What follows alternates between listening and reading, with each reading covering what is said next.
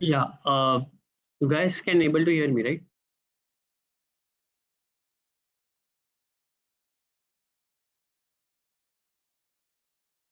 Okay, yeah, then we can start the session now. So I'll just share my screen.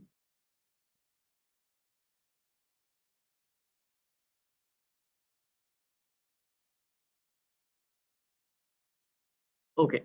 Uh, yeah. So good evening all. I'm Venkatesh and here Sahil. So we are working in eYantra and we are running teams and working on research-based project here. Okay, so today's agenda is to give you an introduction to VLA. Like, we'll be touching a surface level of it. So we are not going to go below. The agenda or main thing about this session is about to give you a brief what is VLA since these technologies are emerging.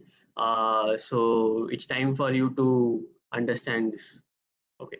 So as I said, the agenda of today's meeting is we'll introduce you about VLA.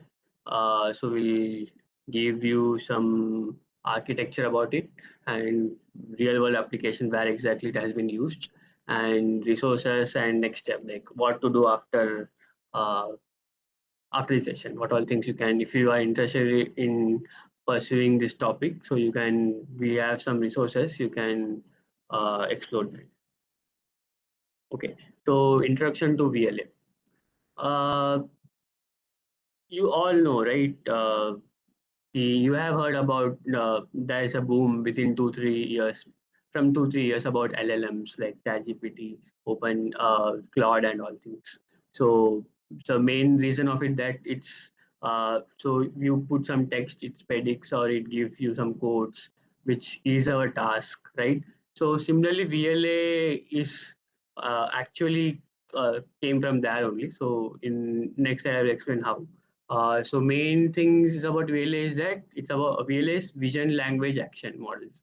So basically, since you have been working on robotics, some people might be working on robotics. Let's say I'm giving you a task to pick something or to go. Let's say you have a mobile robot, so you have to go. You have to detect an Aruko marker. Like if you are participating in eYRC, you might know that you have to detect Aruko markers. You have to go there and all. So you write some scripts. Separate scripts, sensor notes, or then you will write some algorithm notes, and then you will write some action notes, right? So what if I tell you that all three nodes, which works separately and passes data between themselves and get an output what you required, can be done by some set of neural networks.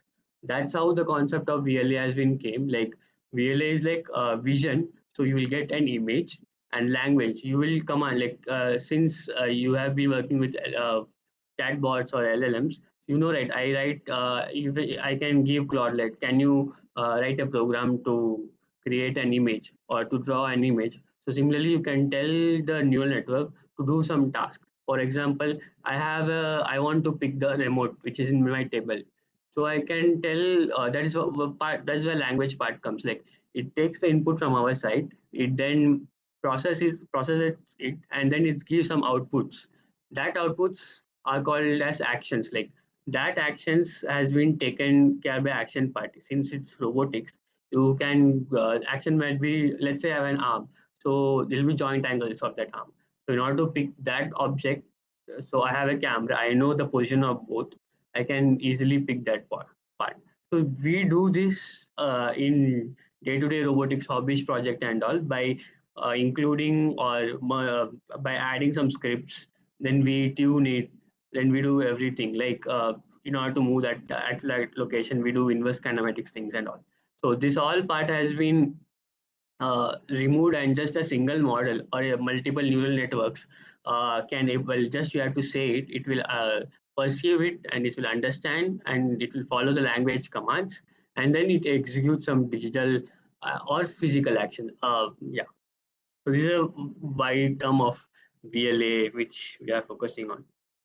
So question again, I in first slide only I have explained you the rough way like why VLA is required. So since as you know in projects or in in day-to-day life. As an engineer, we work on multiple projects, right? Where we actually running multiple scripts for some task. But what if that has been replaced, and the the pain point of the task is, let's say I'm writing a script in order to detect a remote using OpenCV, and then I will pick it. Uh, so that require this very specific task, right? What if that same arm can do multiple things in assemblies, in PCB solderings and all. Let's say I'm just giving an image of the PCB, how it should be soldered, and that should be, let's say there's a neural network, it does all the things for me. So generalization is the main concept of why VLA has been promoted nowadays. Like, it might take time, but some of you might be working on VLA, which you know, right? You have to train the model. Even though we say generalization, it doesn't came up to that level which we required, but it's on the research pipeline. So I can show you some video of Pi uh, Zero model by Physical Intelligence Company, which open source their model. So as you can see, I want to pick up that green uh, block or some earphone or some cooling glass. The same model are doing this. I'm not writing different script to detect that thing, right? Now, if I say that this robot should go and pick any other random object which has not been trained, which has not been known to him, it can do, because but yeah, of course you have to train it, but it can able to pick it.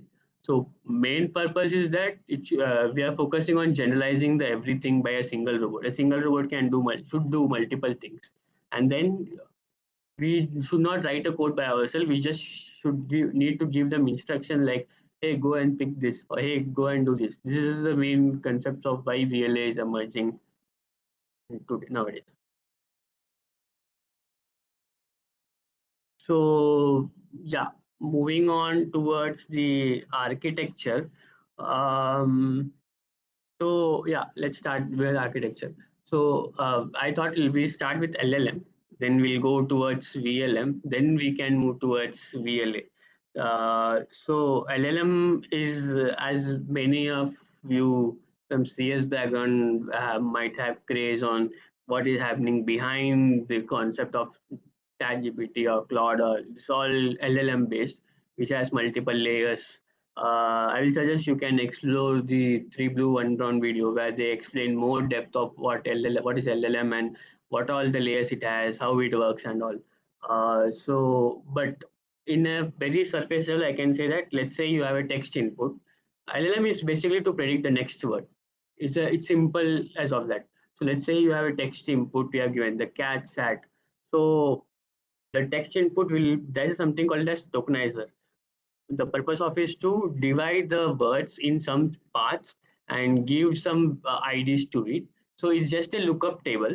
Then it goes towards the embedding, where tokens converts to vectors. So vectors means basically a number has been given to every tokens, and that tokens has been passed to as transformers. And transformers is where that neural networks things all works.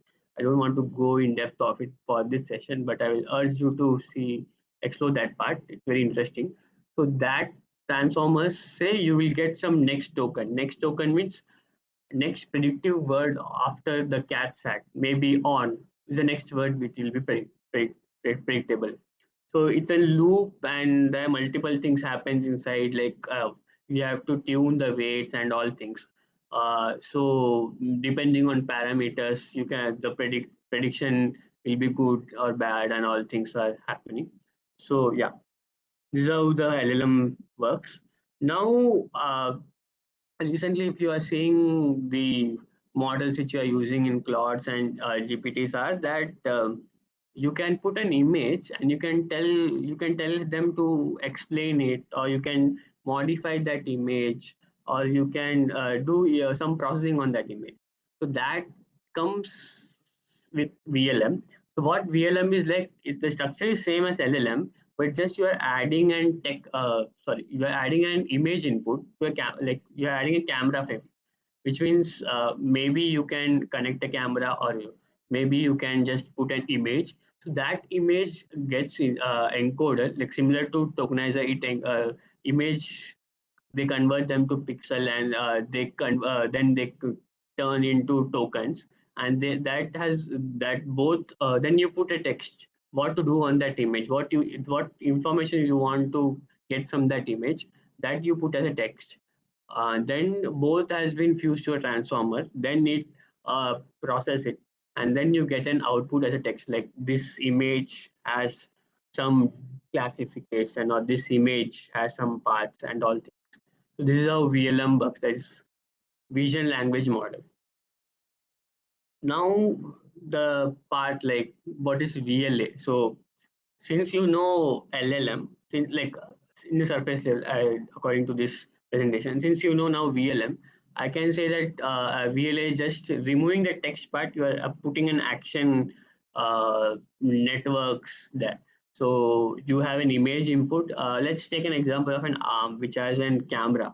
So it's a very generic why you might see in papers or things, like people usually talks about the arms because it's easier to relate with, and also you can work, you can set it up and you can easily work. This is the where research is going on. So you can, let's say you have an arm, you have a camera, you have to just you have to put an instruction. Let's say you have VLA model, you have to just pick up a cube.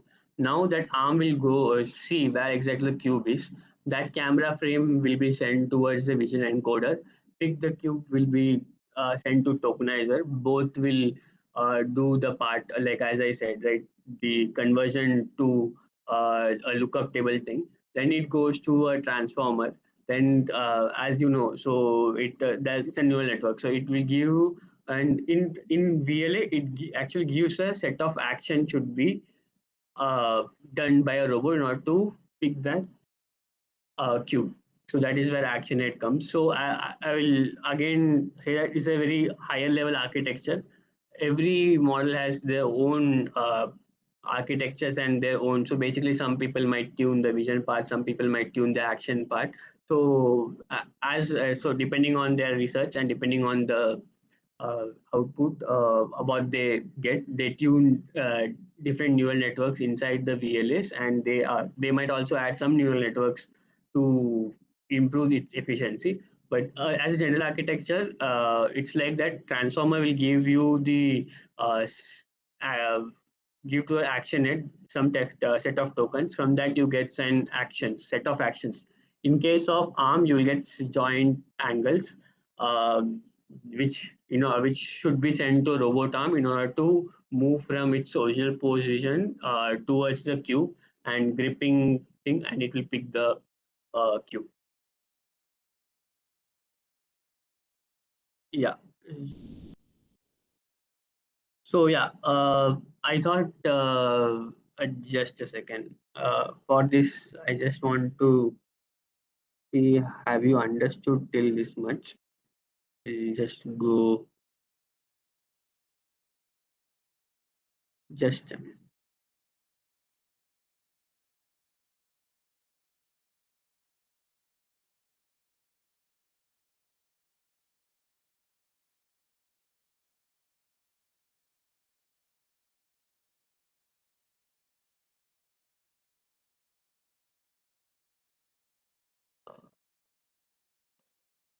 Hello.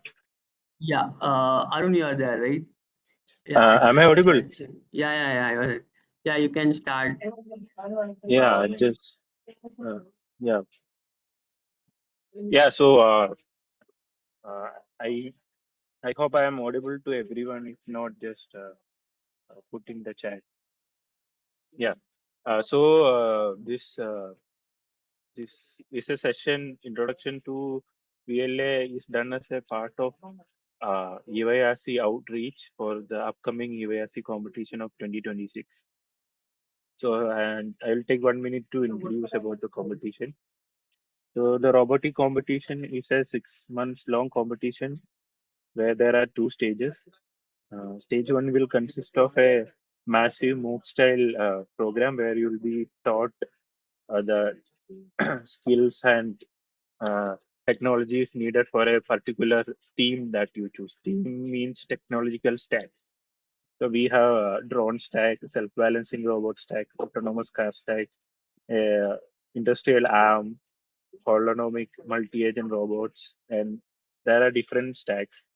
So in the slide, you can see the QR code besides you. I'm also putting the link to the portal on the chat. So you can either scan this QR code or visit our portal to know more detail about the competition. So as I was saying, stage one is most style. Stage two is hardware. So where top performing teams of stage one get selected to stage two, and in stage two you will be sent free hardware kits according to the theme you have selected. So you can use those hardware kits, assemble and build your boards, and do the tasks that you have practiced and done in the stage one.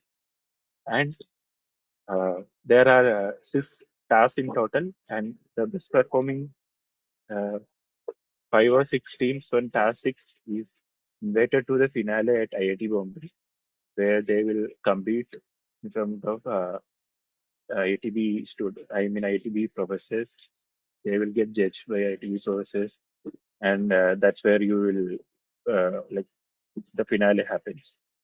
So after that finale, we have an internship where the finale participants and the top performers of task 5 and 6 will be given an opportunity to attend the interview, and depending on how well you perform in the interview, you will be considered for an 8-week internship at IIT Bombay, which will start from the second half of May and go until the first half of July.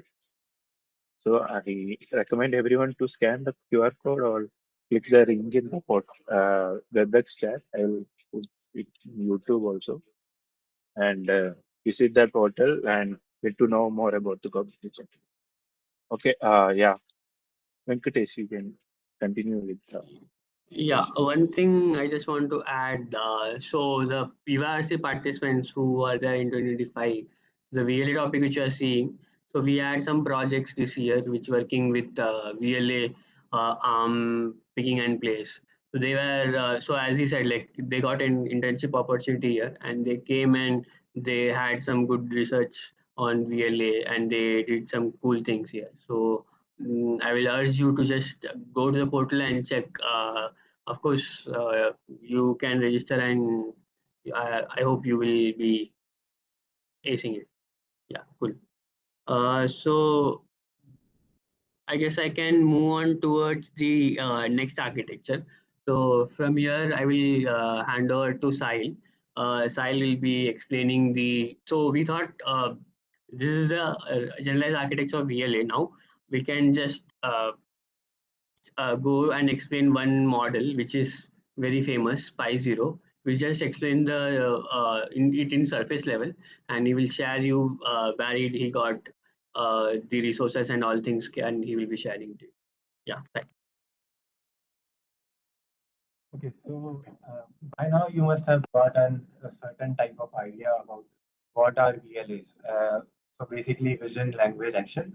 They take in your text prompts, they take in your images or camera feed, and they give you output as an action. Uh, Pi Zero, like he said, there is a company called as Physical Intelligence, is one such model built by this company.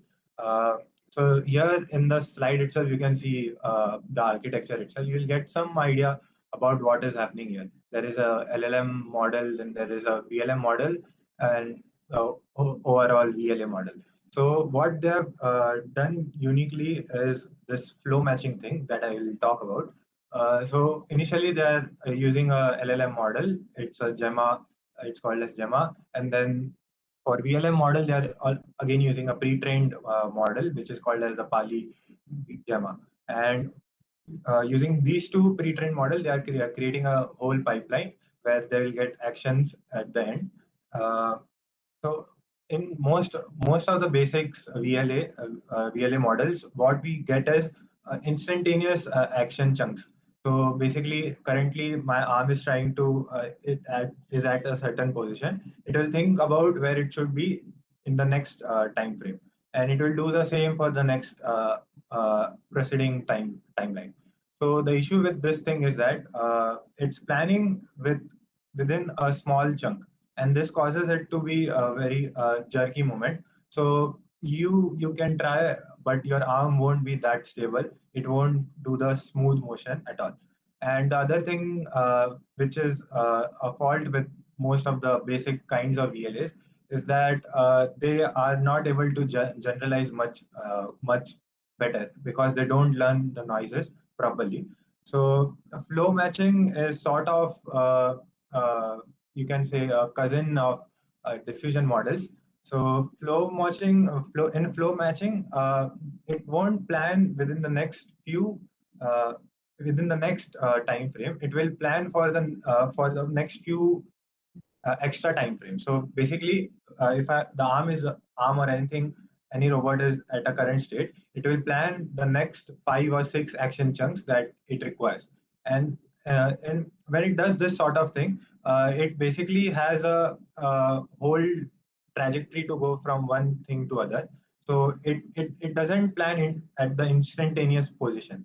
So that helps us. That helps the robot to basically do a smooth motion, and it won't do a jerky motion. So that is one novel thing about Pi Zero. Uh, yeah, so here we have some real world applications related to that has been done by physical intelligence. It is about the same Pi Zero model.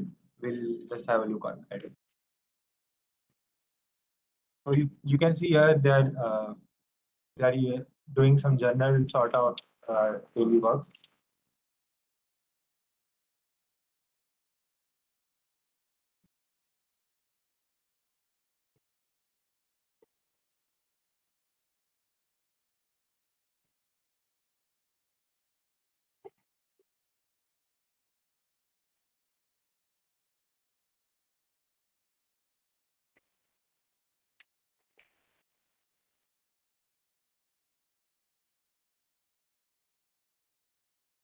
So yeah, so you do get an idea about like how the model actually gives you real world outcomes.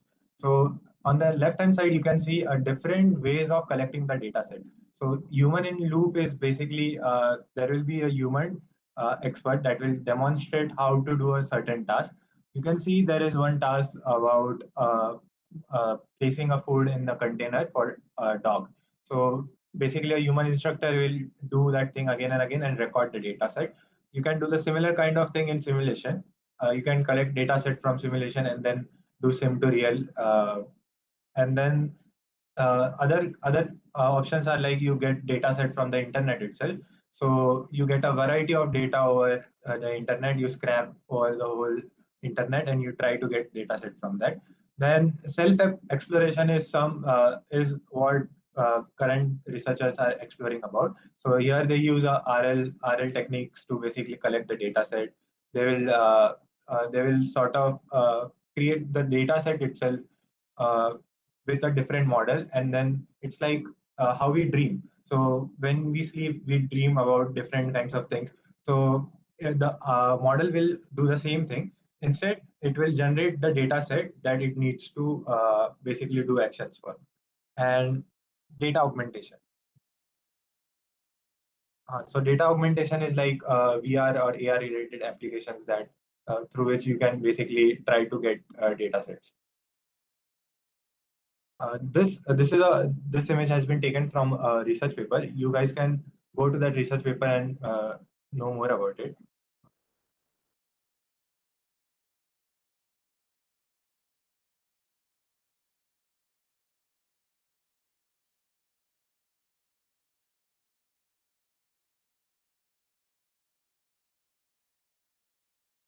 So basically, here in this research paper, you can see how they've basically done a survey on different kinds of vision language action models.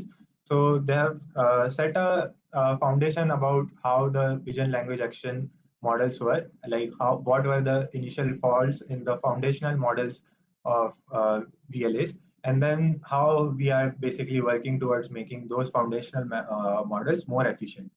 So if you go down, you can basically have a chart of the timeline. where you can see all the VLA models starting from 2023 to 2024 to 2025, where we have so many of different kinds of VLA models. So maybe you can try to go through them. Maybe you can just try any models. You can learn about any models. Uh, just for example, small VLA is one of a very well-known model. Then there is XVLA. You can try searching about these things and learn more about specific kinds of VLA models.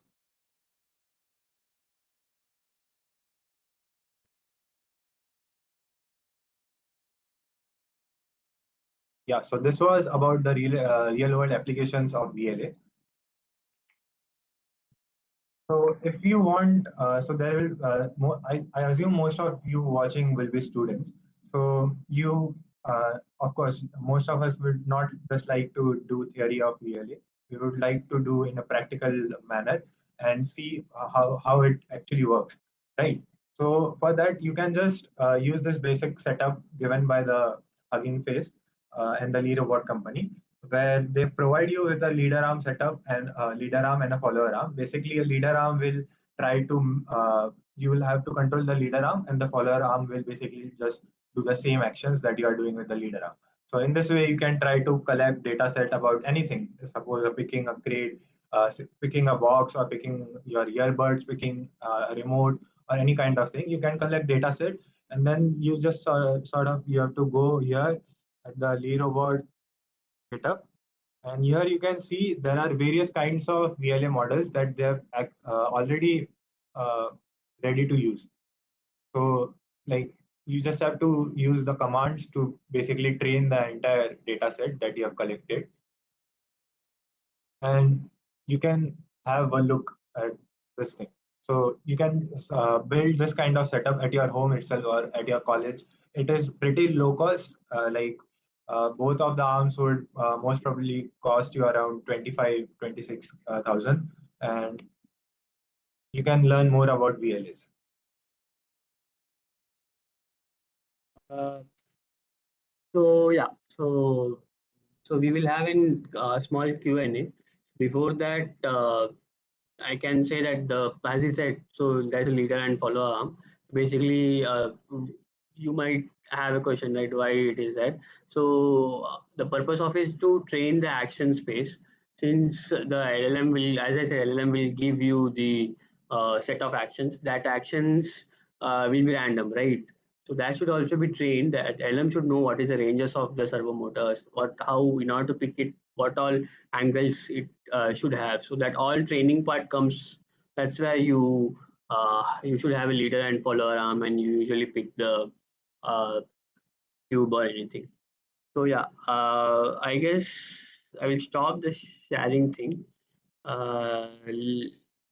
Yeah, so we'll be pasting the link of the paper. Yeah, just a minute. So in meantime, you can ask some questions to us.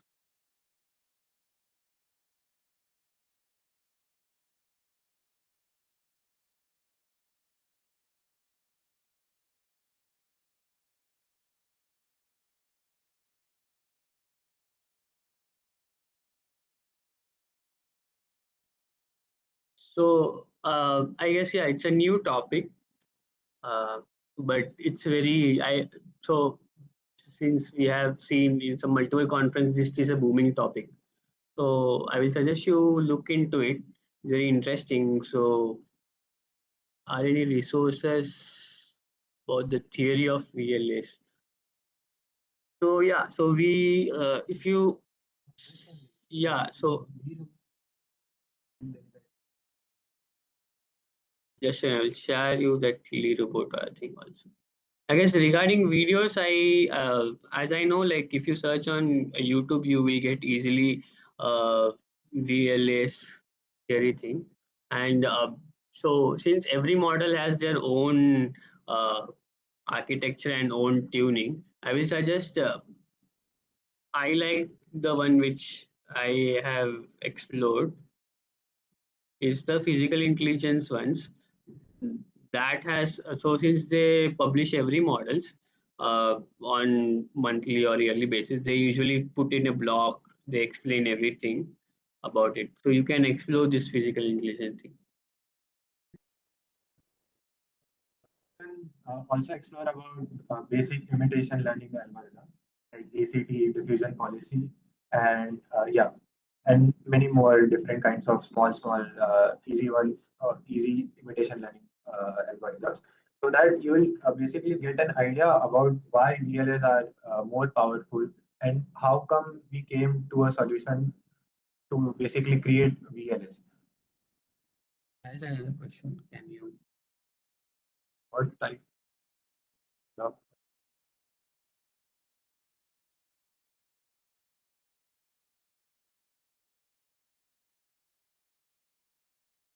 So I will start, then I'll give to Sahil. uh, So there is a doctor, Abhinandan has asked like what type and scale of multimodal dataset are typically required to train a robust VLA model, and how academic institute can contribute. So I will start with like since we have mentioned about Lee robot thing and all, start with existing data sets, train in a simulation, like you have to do inference only if you have a data set, right?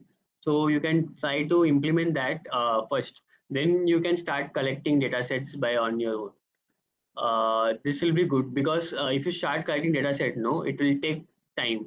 So better if just take an existing data from Lee robot or data sets and just put it in simulation, or you can 3D print the arm. Lee robot arm is open source. You can just 3D print and you can buy the servo motors and attach it, and you should have only a camera with a normal camera, and you can start doing inference on your system.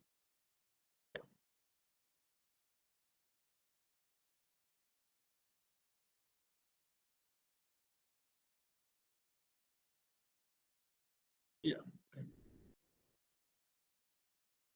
yeah, like there is one question on does RL also plays a role in VLA for multi-purpose general modeling? Yeah, so right in the data collection, different kinds of data collection, I told about how there are certain ways where RL is used to basically uh, avoid to avoid the arm go into a very unknown type of sorry, I Oh, rephrase voice that is as well.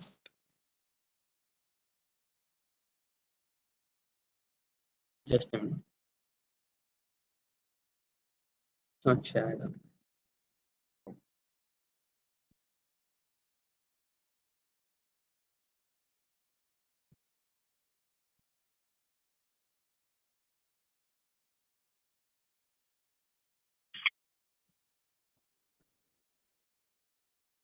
Yeah, so if you see here, they've mentioned self-exploration data collection, where so in this sort of technique, RL is used for basically collecting the data set, where they will create basically a physics model of the whole world, and they'll try to basically generate the whole data set from a VLM model, and then they will basically sort of try to make the arm learn different kinds of motions which are more better, which are like more smoother, and which will do the actions without going into some sort of unpredictable case.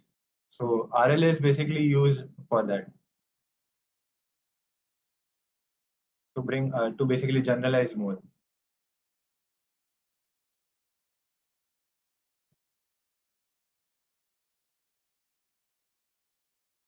Oh, yeah. So there's a question about compute part is what I have seen from multiple chats. So yeah, so I guess you might require a Jetson Nano because it doesn't work the way you think. Like you can for inference at least you have to have a Jetson Nano, right? Also try on the Intel PCs, the newer PCs that have basically as just call ACT model or difficult model, but then really are not possible. Inference also they might read. Raspberry Pi is not a good thing for inference, right?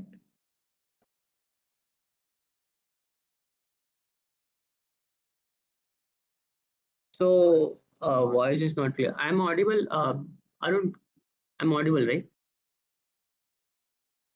You are audible, but Sahil can be a bit louder. Side. Yeah, okay. So there's a question like in eYantra lab, ELSI and things, how do you integrate VLAs thing? So for now, we haven't uh, uh, did anything about that part in ELSI lab setup, but in uh,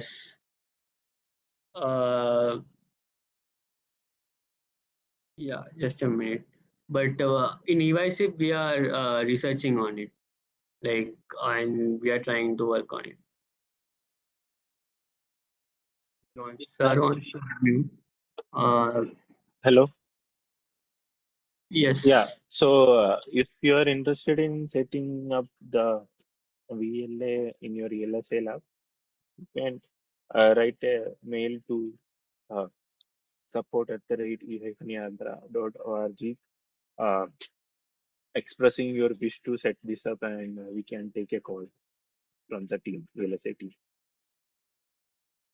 Yeah, then we can connect. If you are like if you really want to set it up by yourself, you can just go to the SO10 ARM's original GitHub repo, where they have actually given all the CAD files and every step to assemble the whole ARM and the entire setup.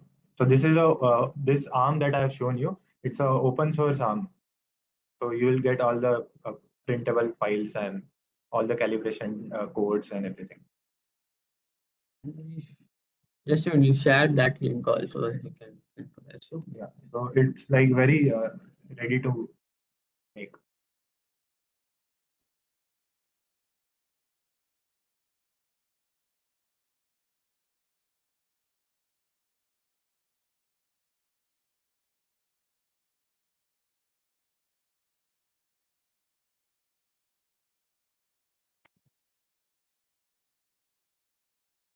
yeah. So what are major challenges? So sim to real gap is very big actually. So even though if you, let's say you have a trained data set and you are trying in the with the arm, you will be facing issues, delays, and tightness with the arm position and all. So you have to tune that. Even though if you are doing in simulation, there are some parameters you need to tune again in the hardware. So if you have a good um, servers in NVIDIA, I thing, then the simple real gap is very less. But you are training with basic simulators, and even you have to tune the things. You have to add anything about this. Okay. So yeah, I guess. Do you have any questions? And else we can end this video.